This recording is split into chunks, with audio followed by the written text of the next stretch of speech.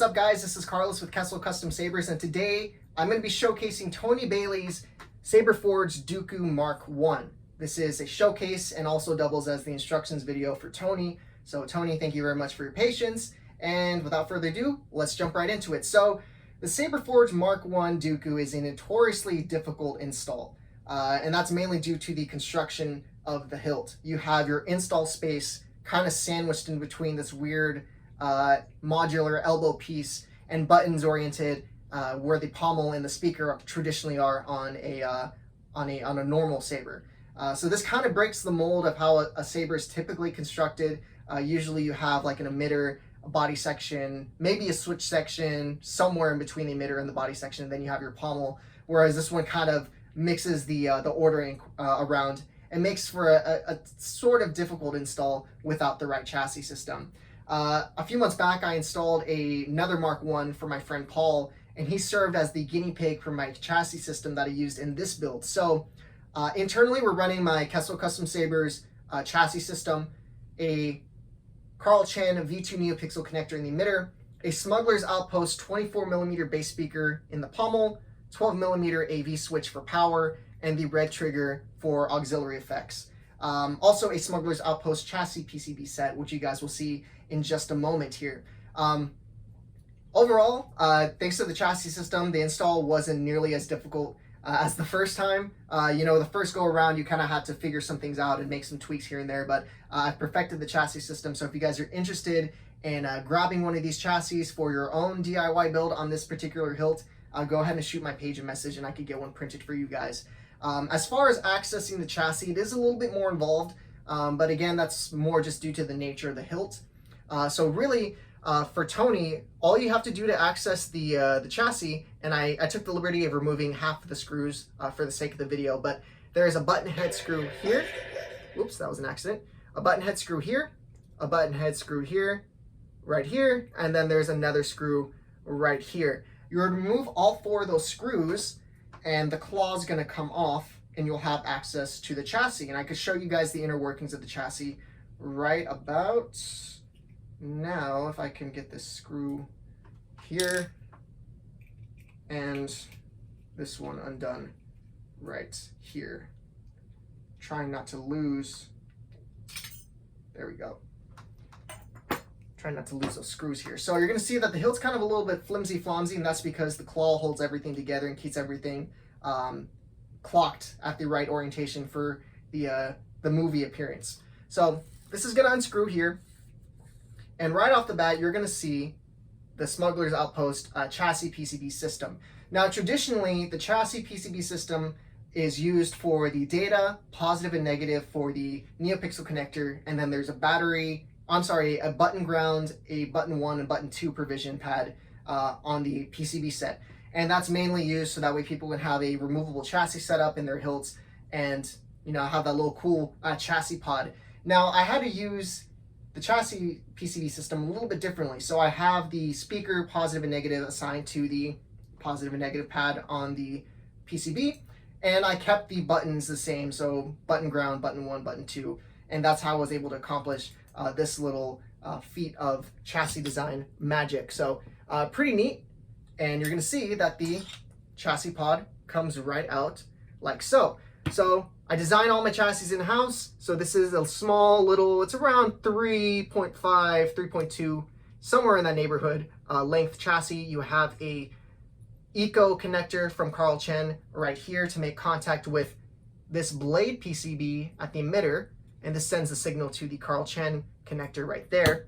And then you have the flat portion of the Smuggler's Outpost chassis PCB right here. And of course, a removable 18650 lithium ion battery. So for me, when designing this chassis, board access was essential as well as battery access. I wanted to make sure that Tony didn't have to sacrifice sound and sound quality, so that's why I went with the 24mm Smuggler's Outpost bass speaker. And in a lot of instances, that speaker really does beat out a lot of the 28mm speakers on the market, depending on the hilt. So it is a very, very great sounding speaker, and Tony's going to have a fantastic time using this. So as far as operating the saber goes, it's really simple. Just make sure that you line up the poles on the battery, so positive, positive, negative, and then negative right here. And you're not going to hear any sort of boot sound because there's obviously no speaker attached to it. So you take the Eco side of the chassis and line it up with the blade side of the hilt, and you're going to feel the pushback of the pins. That's exactly what we want. And then you're going to take the Smuggler's Outpost PCB side and screw it onto the tail end of the hilt, and only turn it just enough to get the claws oriented and situated in the right place. And you're going to see that if you try to turn it anymore, it's going to stop right there, and that's obviously not correct. But that's okay because we have enough compression between the pins here and the pins here that kind of keeps the chassis floating in this middle section here. So you take the claw like so, and you put it on the Saber. And there's going to be 4 screws that are going to use to keep the claw in place. For the sake of the video, I'm only going to really attach 2 because I don't want you guys looking at me screwing in some button head screws for too long. There we go, there's 1. And then let me just grab 1 more for you guys. And then I'll go ahead and throw a blade in here and demo the Saber for a few seconds. Let's go ahead and get this one screwed in. And perfect, sweet. So at this point, the Saber is ready to go. So you're gonna see red trigger, auxiliary right here.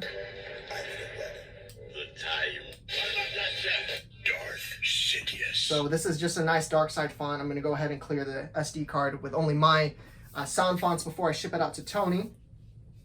And here's the blade. This is a 1-inch, 32-inch long Vader's Vault Neopixel blade. Go ahead and throw that in the Saber, and then the blade retention is right here. Coolio, and let's shut off one of these lights, and here we go. So main power is going to be in the pommel right here, and then auxiliary, like I mentioned, is going to be on the red trigger. You can program the Profi to have gesture control, so you could swing it on, twist it off, all that good stuff here. But for the sake of the video, I don't want it accidentally turning on, so I could always do that for Tony later if you wanted to, but here we go. Nice red blade. And then, so thanks to FET's button profile, it behaves a lot like you would see on a Plector soundboard, so like a CFX. So you have the tap for blaster deflect, hold the auxiliary for blade lockup, and then you have other force sounds. But for the sake of the video, I just want to show you guys the Saber and how it works. And then hold down the power button to turn it off. Play some music for you guys. 1, 2, 3. This is Darth Sidious's theme from the, I believe, the Clone Wars, I believe. And again, I'm in my workspace, so I don't want to swing around and knock over something. I do have some Sabers on the workbench right now. But nice, clean, crisp audio sound from the 24mm bass speaker. And let's go ahead and shut this off. And let's go ahead and remove the blade. And yeah, that really just about does it. If you guys are interested in seeing more lightsaber related content, go ahead and give my YouTube channel a subscription. I'm going to be posting more regularly now. But Tony, the Saber is going to be on its way to you very, very soon. Gonna figure out the whole post office situation because of Labor Day. But yeah, thank you guys very much for watching. Hope you guys have a fantastic rest of your day, and may the Force be with you. Have a good day. Bye.